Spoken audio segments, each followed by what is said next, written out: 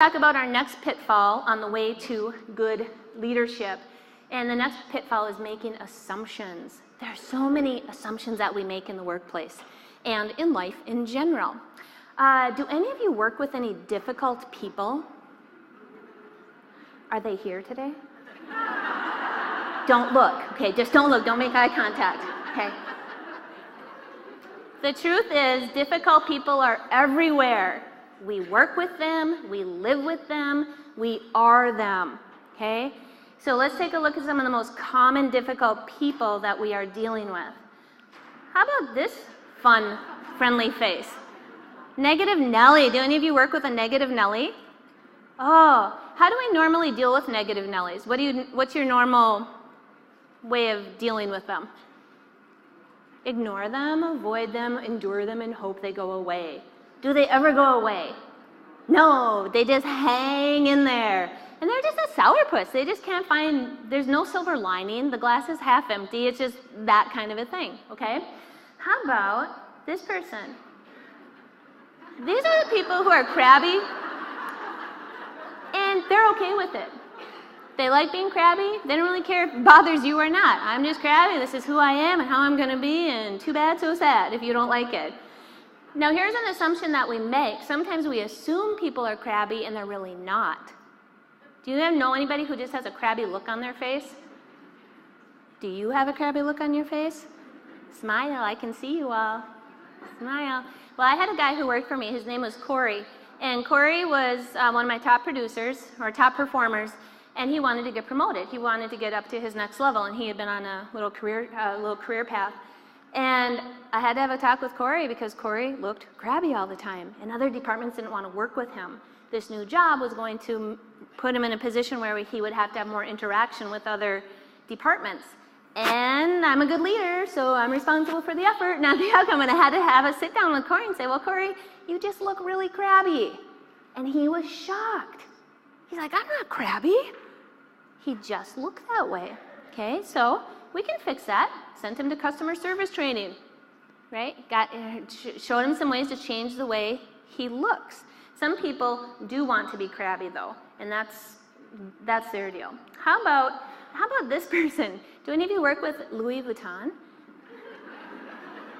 This is the person who brings all their baggage to work with them. Yes, and they want to take you on the trip, right? These are otherwise known as what? The drama queens and the drama kings and those people. How about this guy? Sammy the Sloth. Sammy the Sloth. Do any of you work with Sammy the Sloth? Sammy the Sloth is really nice. Really nice. Everyone likes him, but he doesn't do anything. It's hard to work with that guy. He doesn't do anything. But we don't want to talk to him about it because he's really nice.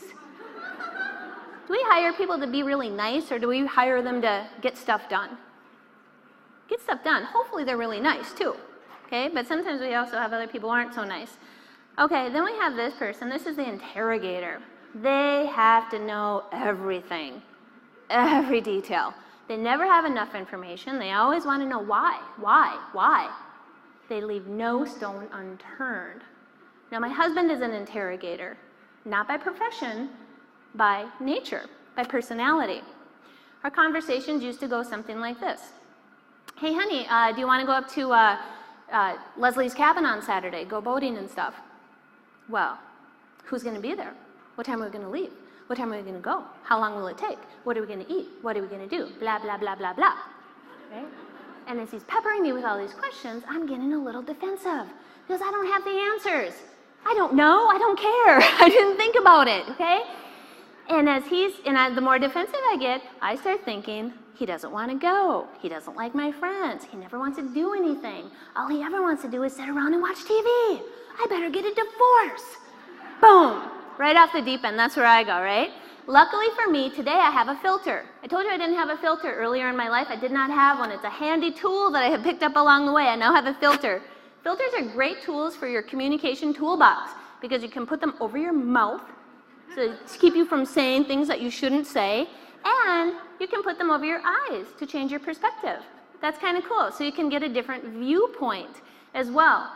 Photographers use filters. to make things more attractive and more appealing. So how many of you want to go to this place? Does that look like an awesome place to go visit? Yeah. Tony, where's Tony? Tony wanted to go to the beach. Tony, is that the kind of beach you wanted to go to? How about if we change our perspective? Does that look a little more appealing? Looks like a place you might want to go, maybe you want to hang around a little bit. Well, that's what it can be like when we change our assumptions about other people. Instead of assuming people are difficult, how about if we just assume they're different, or just realize that they're different? And this is how I change things at home. And this works equally well in the office as well. Instead of assuming that my husband is negative and pessimistic and never wants to do anything and only wants to sit around on the couch, hey, how about if I change my lens or change that filter and realize he's analytical. He just needs information in order to feel comfortable. That's nothing against him, and it's nothing I need to take personally, is it? He just needs information. And so I adapt, and I make life a little bit easier for myself and for him as well. And now when I have something new I want to tell him about, or I have somewhere new I want to go, guess what I do? I ask some questions. Questions that I could care less about. And questions, I don't know why he needs to know this information, but guess what? That's not up to me to decide. That's him. So that's just a personality. And when we can change that, whoa, what a difference that can make. Have any of you ever taken a personality assessment like DISC or Myers-Briggs or something like that? I am a trained and certified DISC facilitator. I could not see this about my husband until I had him take an assessment. I couldn't see. I was too close to it, too emotional, right? But when we can take that step back and change our filter, then things can change and be a little bit different.